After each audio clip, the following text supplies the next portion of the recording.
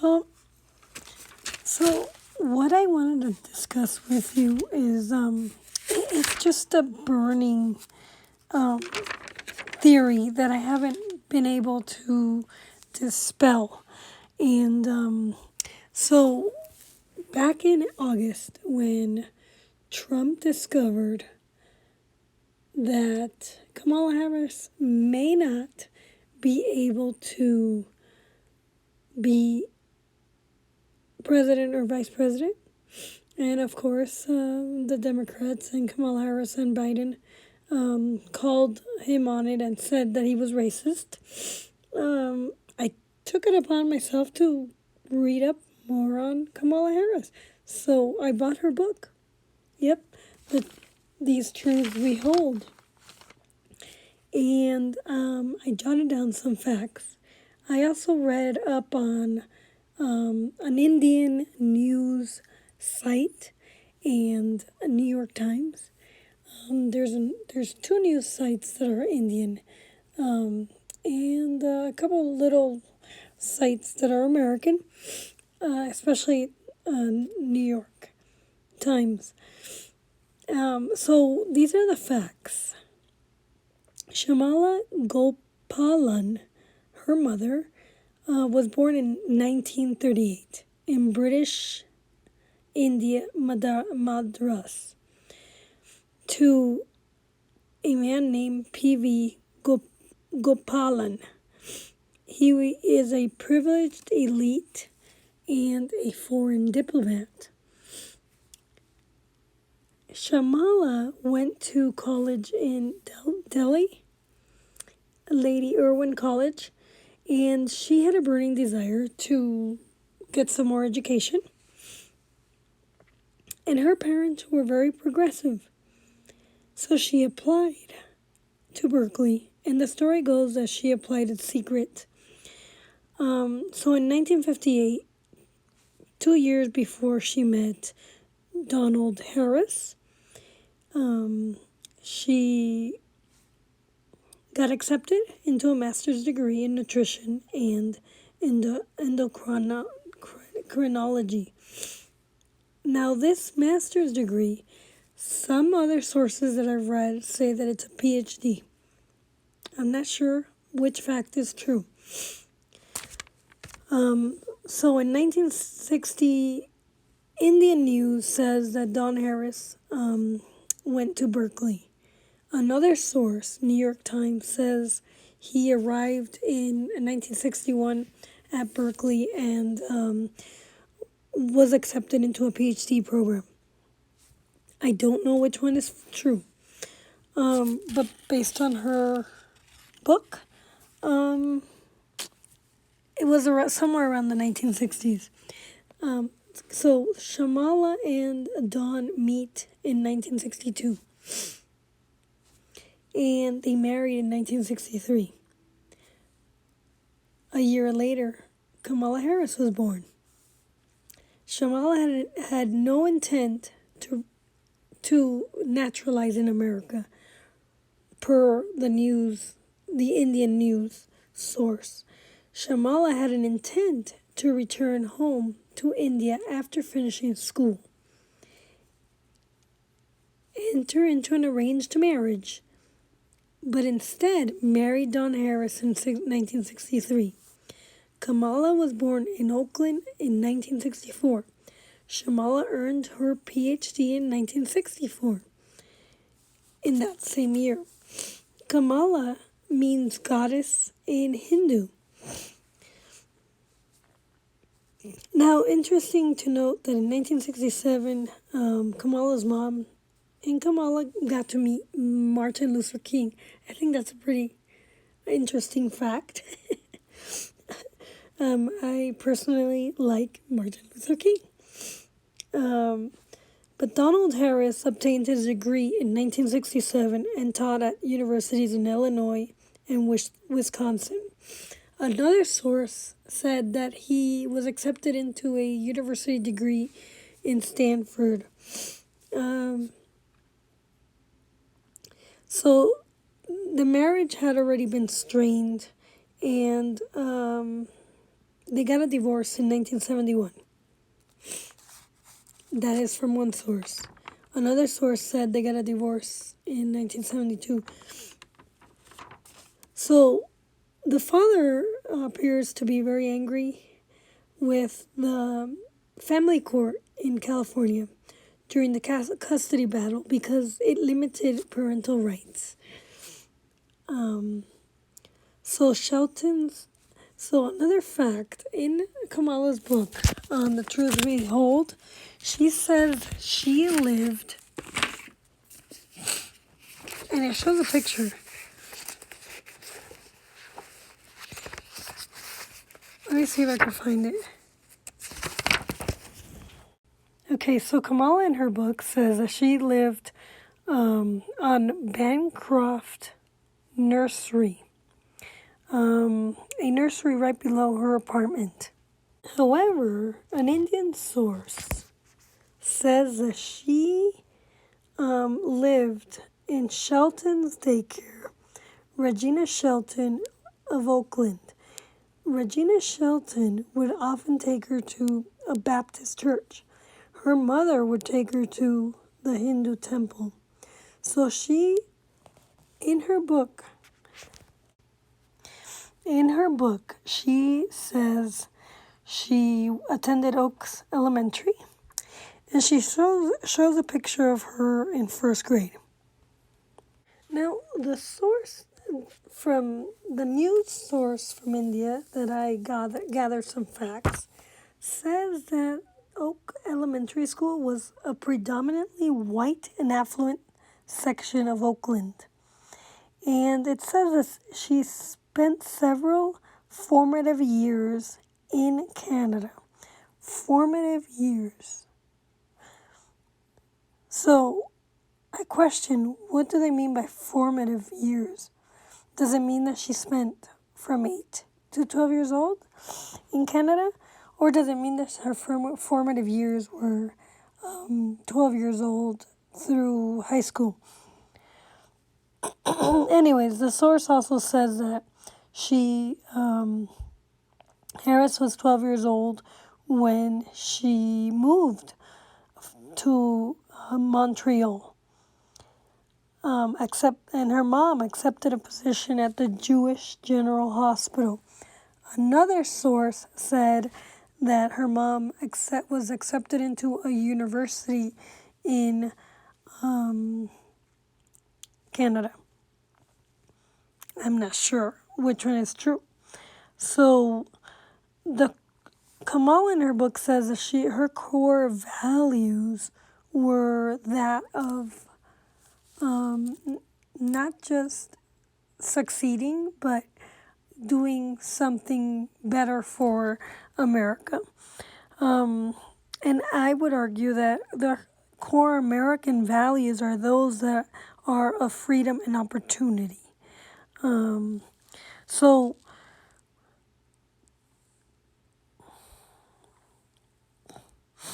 the source also says that she has a link to Tamil Nadu.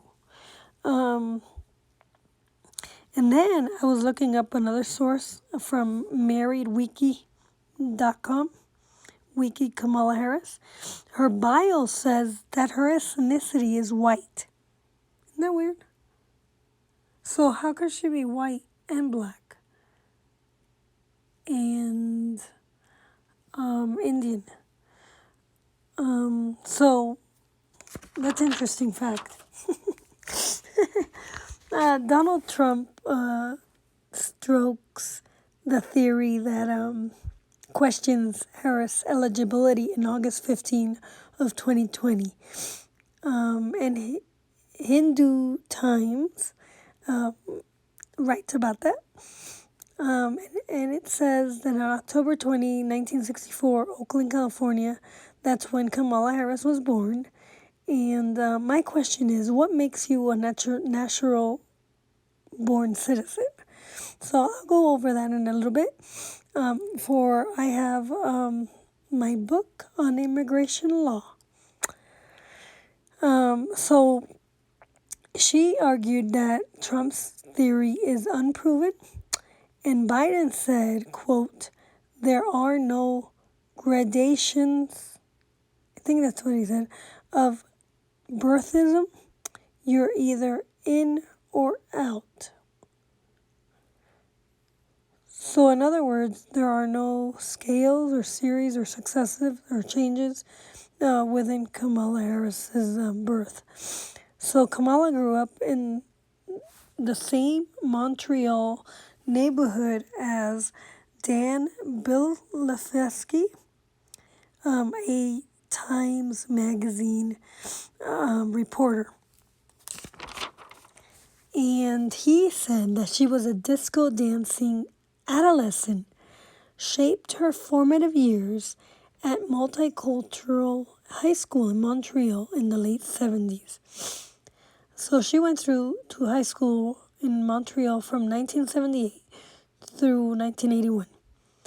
Dan grew up near Westmount, and Canadian model of multiculturalism is a mosaic of different cultures rather than a melting pot. In America, we're a melting pot. Her mom has a progressive political influences, and the Canada influenced her very heavily on humanistic ideas with their universal health care. So at 12 years old in Montreal, Dr. Gopin Harris had her own lab. So she mentions that her mom had her own lab in her book. However, her book says that her lab was in California. And this source says that her lab was in Canada. So just something to think about. Her book mentions that her mom took in a lady, and she stayed with it, that was abused. The lady, Wanda Kagan, was best friends with her mom. And she says that Shamala was very proud Indian woman and wore bell bottoms. And she says that Kamala was an activist from a very young age. She mentions that Canada has less racial strife than the U.S. and men still dominated the scientific field. Those are just some facts I wanted to give you. So the Stanford Daily reporting in 1976 described Kamala's father as a Marxist scholar. You could look that up. New York Times on Don Harris reported in November 7, reported in 1961, I think. No, in a report in New York Times on November 7, 2020, New York Times, Kamala Harris's father, a footnote in her speeches, is a prominent economist. In her book, In Truth We Hold, in the New York Times, they wrote an article on Donald Harris and that he had arrived in 1961 as a graduate student to Berkeley. Shamala at Berkeley, the couple separated in 1969. Harris was five and divorced 2 years later. Divorce was bitter, is what Kamala says in her book. Capital accumulation plus economic. So Dr. Harris wrote a book called Capital Accumulation and Income Distribution in 1978. He also worked very closely in Jamaica. Renee Ann Shirley, an advisor to the Prime Minister, said in the early 2000s he served as an economic advisor to the government of Jamaica. And I will mention how immigration law does not allow that. So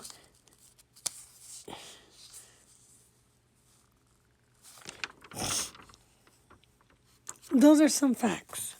And now let me begin. I'm going to introduce you.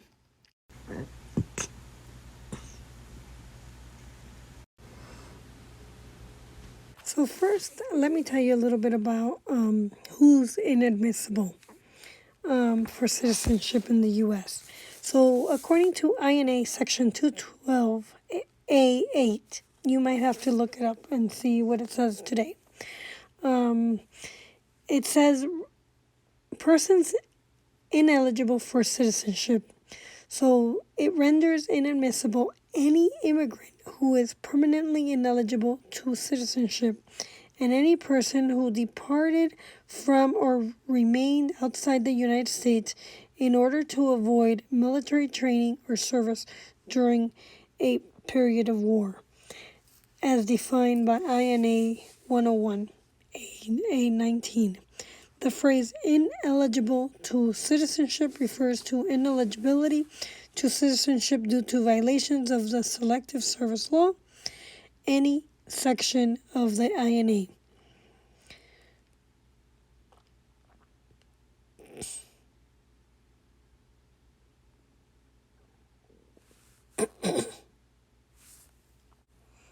Okay, per 1996, Congress amended the provision of the Child Citizenship Act of 2000 to provide an exemption for persons who obtain permanent residence before the age of 16 as the natural or adopted child of a U.S.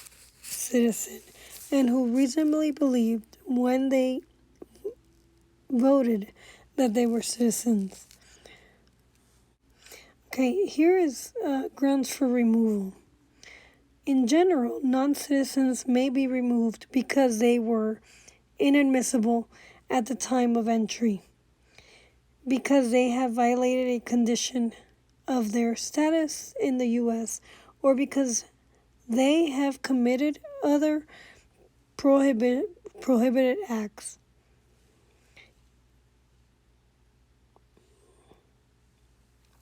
So grounds for inadmissibility are a non-citizen is inadmissible if they were at the time of entry or adjustment of status, have violated the status, have committed certain criminal offenses, have failed to register or have falsified documents, have engaged in terrorism or otherwise threatened national security or U.S. foreign policy, have become a public charge, or unlawfully voted.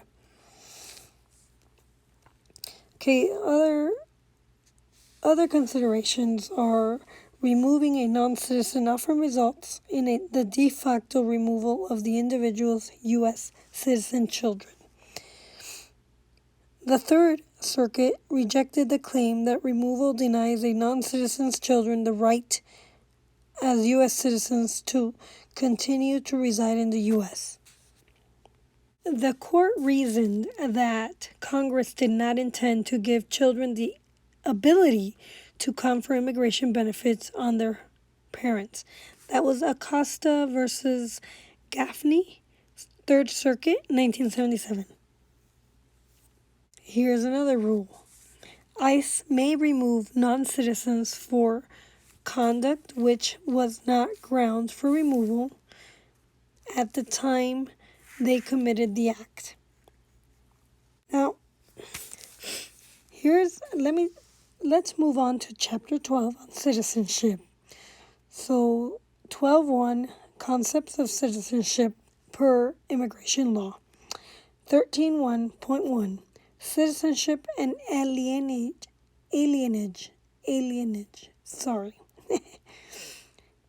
Citizenship connotes membership in a political society, to which a duty of permanent alienage is implied. The United States Supreme Court in the United States versus Cruikshank, Sup Court, 1875, stated, citizens are the members of the political community to which they belong. established or submit themselves to the dominion of a government for the promotion of their general welfare and protection of their individual as well as collective rights.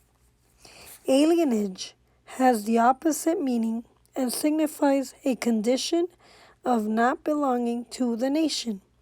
The alienage required of non-citizens, which Kamala Harris and her parents were non-citizen students. So the alienage required of Kamala's parents at the time that they were here is temporary and consists of willingness to comply with the nation's laws while residing on its territory. The status of citizens in the United States carries with it all the rights and privileges embodied in the Constitution. Although non-citizens also enjoy certain constitutional protections, some provisions protect only citizens, such as Privileges and Immunities Clause of Article 4 and the 14th Amendment. Moreover, only citizens have the right to vote and hold office. See Section 13.4.1. Infra. While there are numerous grounds for removal of non-citizens, a citizen can only lose his or her right to live in the United States through voluntary expatriation or revocation of naturalization. With the additional rights of citizenship come added responsibilities such as obligations to perform military service required of able-bodied adults.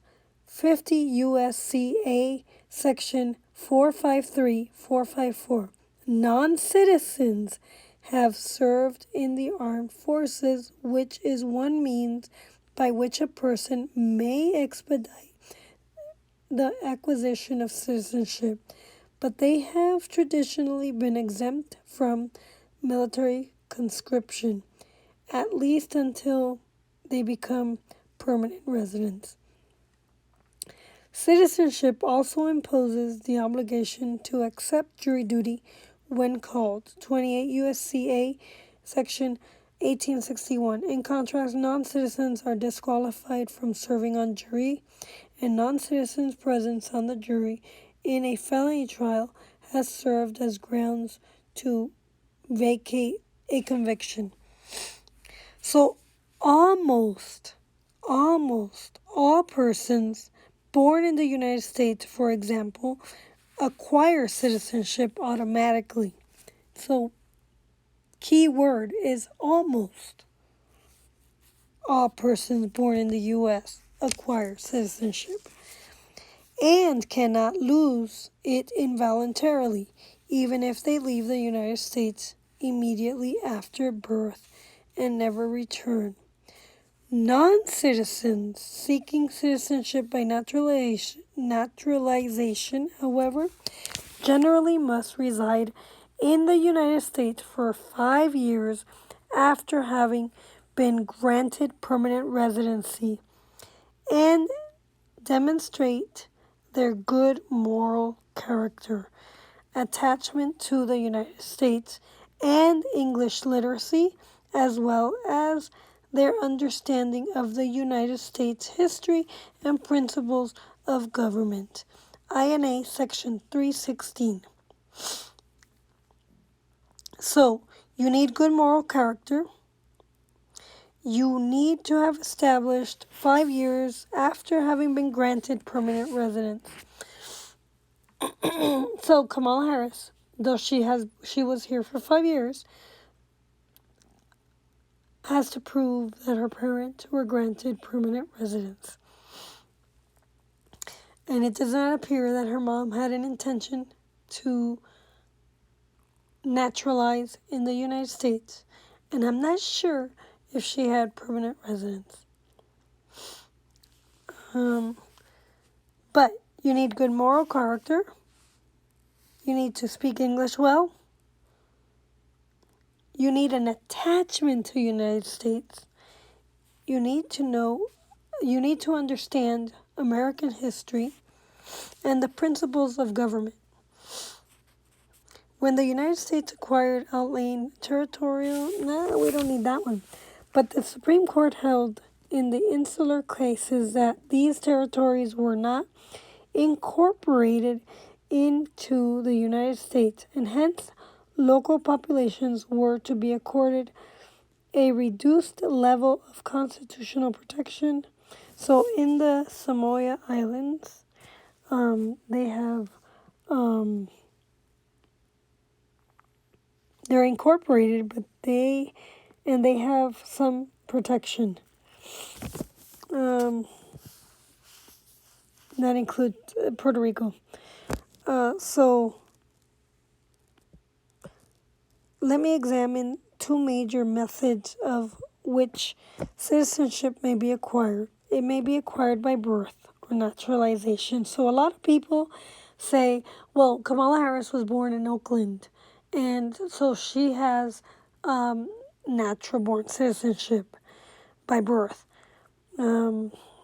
So let's take a look at that, and you tell me in the comments below whether you think she has natural born citizenship. I welcome discussion, as I love learning, and this is one way of learning. So as a preliminary matter, however, the discussion first considers the two rules for determining citizenship: the principles of jus soli and jus sanguinis. So the principle of jus solis and jus sanguinis, section 1.2 through 1.2. Citizenship at birth in the United States is conferred automatically. The person's volition plays no part. Such automatic acquisition of citizenship assures that each person will have a nationality in the Okay, where was I? So it assures that such person will have a nationality in the United States. So diplomatic conflicts can arise if a dual citizen claims the protection of one country of citizenship when he or she faces legal difficulties in other countries. Foreign governments might be able to affect U.S. policy, at least inadvertently, through the votes of dual nationals. Hence, the U.S. government, although recognizing that it exists, officially discourages dual nationality. The problem caused by dual nationality may become particularly serious in time of war, as the case of Kawakite versus United States, 1952, demonstrated. So in that case, Kawakita was born in the United States of Japanese parents and attained dual citizenship by virtue of nationality laws of each country. He lived in the United States until 1939, when at the age of 17, he went to Japan and undertook studies at the Meiji University. After December 7, 1941, the United States and Japan were engaged in war, but Kawakita remained in Japan and continued his studies. In March 1943, he registered in the Kawakita. We registered the Koseki, a family census register, after being told by the Japanese police that he must make a choice of citizenship. He never served in the armed forces of Japan. Rather, he obtained employment as an interpreter with Oyama Nickel Industry Co. Ltd., where he worked until Japan's surrender. He was hired as an interpreter, communications between Japanese and the prisoners of war who were assigned to work at the mine in the factory of the company. During this employment, he allegedly committed acts of brutality against United States prisoners. In December 1945, Kawakita went to the United States consulate at Yamaha and applied for registration as U.S. citizen, stating under oath that he was a citizen of the United States and had not done acts amounting to expatriation. He obtained a passport and returned to the United States in 1946. Shortly thereafter, he was recognized by one of the former prisoners of war. Kawakita, whatever his name is, was arrested, charged, and tried for treason. So, Kawakita argued that he had terminated his United States citizenship in 1943 before alleged acts of brutality, and thus could not be guilty of treason. The trial court admitted the issue as to whether he had expatriated himself to the jury and charged that upon finding Kawakita had lost his citizenship prior to the time specified in the indictment, they must acquit him, since his duty of allegiance would have ceased with the termination of the United States citizenship. The jury found that Kawakita had not expatriated himself under any of the method prescribed by Congress and was found guilty of treason and sentenced to death by the Ninth Circuit, affirmed in 1951. That's California. So, in a 4-3 majority, he was convicted and sentenced to death, upholding the jury's finding of fact. The jury in this country is a check on the last check in our government.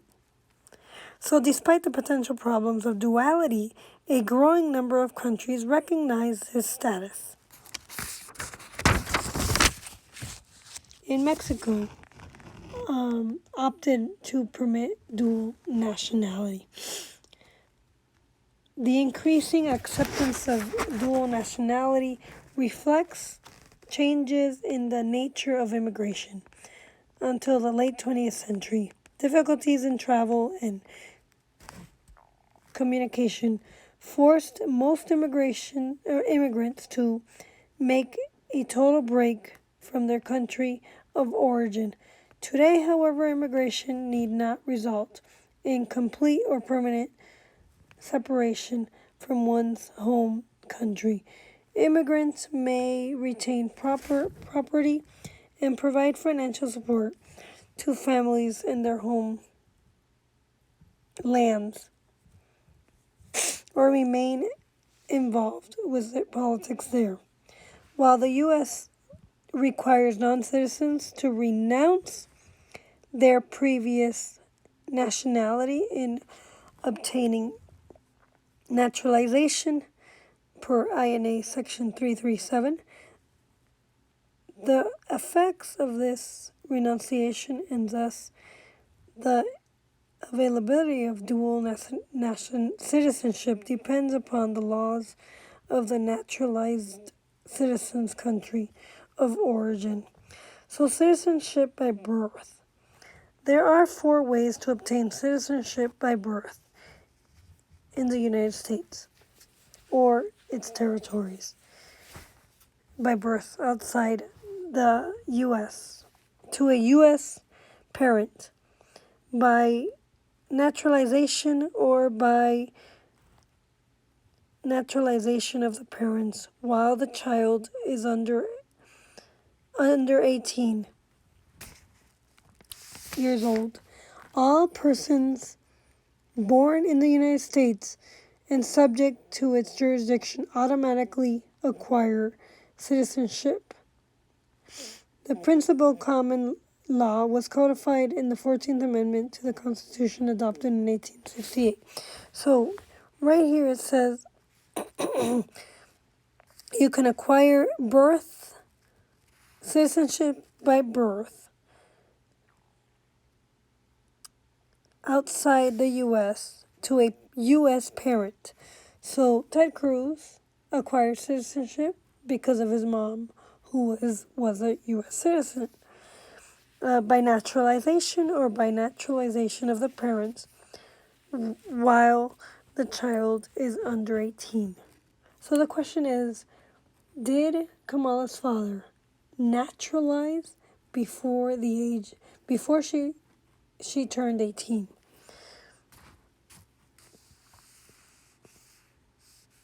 All persons are naturalized in the United States and subject to the jurisdiction thereof are citizens of the United States, and so the key is subject thereof. So being that Kamala Harris's parents were not naturalized, they were subject to the jurisdiction of India and Jamaica. So they are not citizens of the United States and of the state wherein they reside. The Citizenship Clause was intended to go further than the common law and included all African Americans born in the United States. The Supreme Court in Scott versus Sanford, 1857, had declared that Dred Scott was not a citizen but a Negro or African descent. Those ancestors were slaves. He was thus barred from filing suit in the U.S. District Court to obtain recognition of the freedom he had gained by entering and residing in free territory. The resulting Civil War led to the abolition of slavery. The Emancipation Proclamation had freed African Americans. They could not become citizens without constitutional amendment. The 14th Amendment was thus adopted. The 14th Amendment also eliminated any doubt that persons born in the United States of non-citizen parents were citizens. So, in United States versus Wong Kim Ark was born in San Francisco in 1873. His parents were native-born Chinese merchants who lived in this country as resident aliens. They left the United States in 1890, had returned to China permanently. Wong Kim Ark made a temporary visit to his parents in 1894, but upon returning the following year to the United States, was not permitted to land at San Francisco. The government claimed that Wong Kim was not a U.S. citizen, but a Chinese laborer, and was barred entrance. The Chinese Exclusionary Act. Okay, so early immigration laws were discriminatory towards Chinese people. So immigration pretty much started with the Chinese in this country. Yes. I was shocked when I read how discriminatory it was. But, the Democrats were the ones who codified a lot of these laws in 1890. So I blame the progressive movement for these changes. He challenged in court, and the court said that children born in the country were citizens without regard to nationality of their parents. So one Kim Ark won readmission. So it would seem that Kamala Harris is a natural born citizen. However, her grandfather was a foreign diplomat. And foreign diplomat children born in this country are not automatic citizens. Okay? And her father was an advisor in 1978 to the Jamaican Prime Minister, per a New York Times article. So, that is my question. Okay, it's right here. See it right there? You could read it. You could read the rest of it. Okay, so, the tricky part here is the words subject to the jurisdiction thereof provide for exceptions to the general rule of jus soli, or citizenship by birth within the dominion.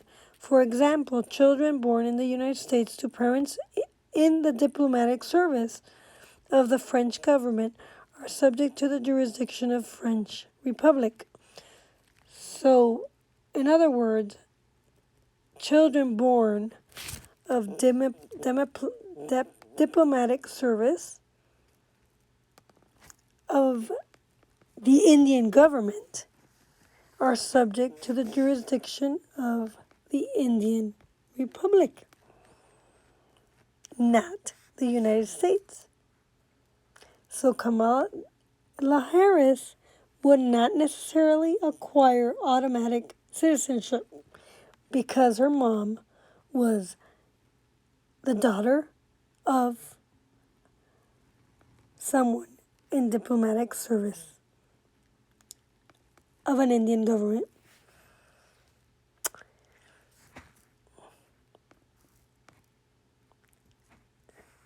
The physical fact of birth in this country does not alone confer citizenship. In re Thenalt, DDC, 1942. A second, now defunct exception, so defunct, concerning nationality, Native Americans, is illustrated by the case Elk versus Wilkins. So John Wilkes was born a member of the Native American tribe. He served his tribal relations and moved to Omaha, Nebraska.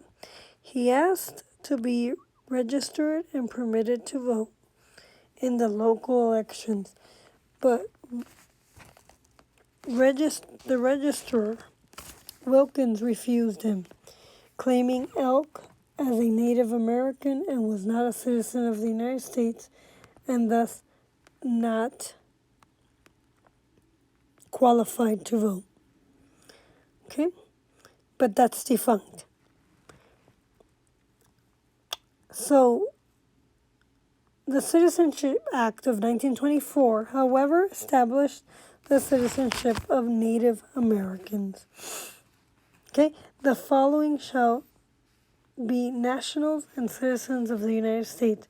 A person born in the United States to a member of the Indian, Eskimo, Aleut, and Aboriginal tribe, that the granting of the citizenship under subsection shall not in any manner impair or otherwise affect the right of each person to tribal or other property.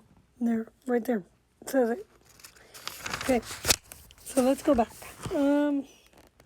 Two additional exceptions to the general rule of jus soli.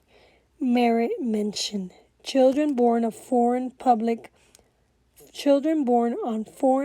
ships, while such vessels sit in the territorial waters of the United States, are not subject to the U.S. jurisdiction, and thus do not receive U.S. citizenship.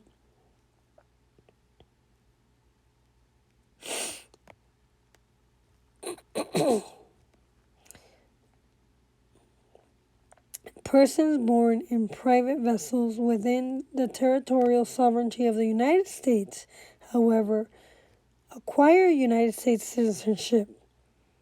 Further, children born to non-citizen enemies in hostile occupation of the United States territory would not be subject to the United States jurisdiction and would not gain citizenship upon their birth. Okay, so those are three exceptions. So the question is, does Kamala Harris have automatic citizenship, knowing that her grandfather was a U.S. foreign diplomat? This one is for Ted Cruz. So, birth outside the United States. Individuals born abroad of United States citizen parents can acquire United States citizenship. This acquired form of citizenship is controlled by statute rather than by the Constitution or the 14th Amendment. Each statute dating from the original 1790 Act was required the citizen parent or parents to have lived in the United States prior to the child's birth.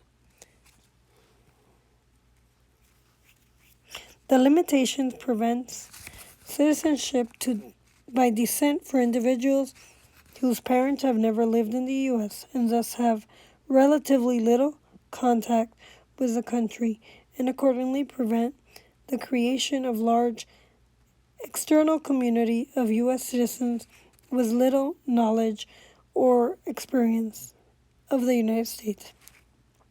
The statute conferring citizenship by jus sanguinis blood relationship underwent substantive changes in 1934, 1940, and 1952. Hence, whether an individual obtained U.S. citizenship as at birth depends upon the statute in force at the time that the person was born.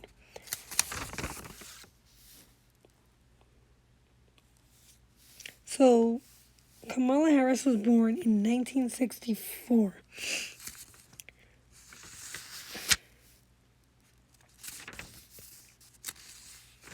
So, she wasn't naturalized, so we can't look at citizenship by naturalization.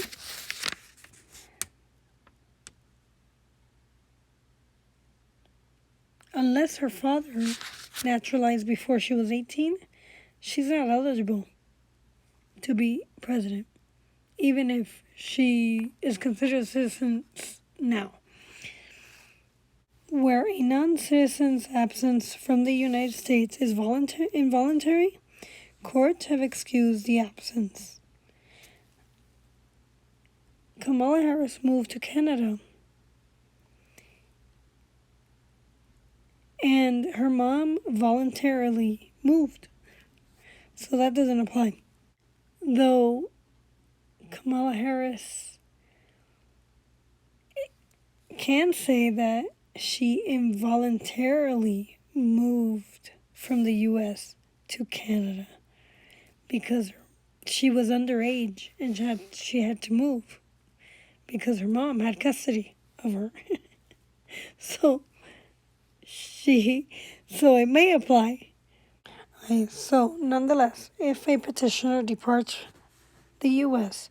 voluntarily but is prevented from returning by events beyond his or her control, the absence is unexcused. The court applied the same reasoning in the case of naturalization of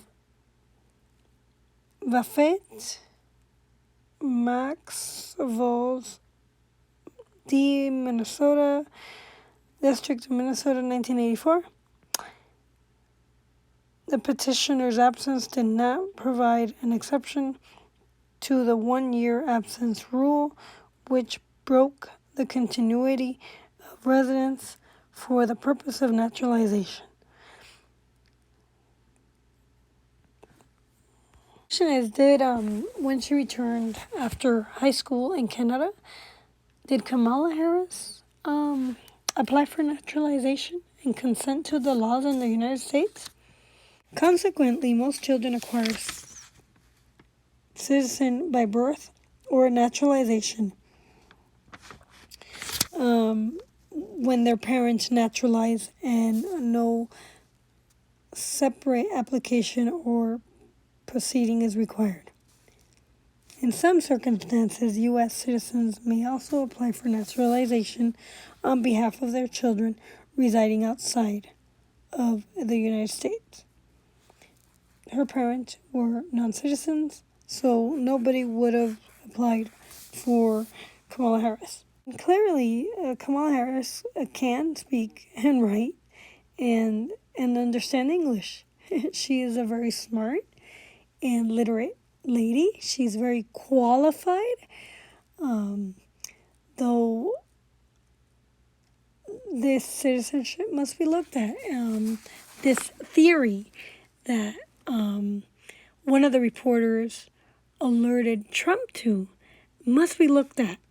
And in order for me and some other Americans to be satisfied with the fact that she is eligible. And it would be nice if Kamala Harris would actually enlighten us with facts that prove her eligibility. So those are the facts. You decide for yourself. And if you agree, I would call your senators and ask them to probe and confirm. That's all we could do. Probe and confirm.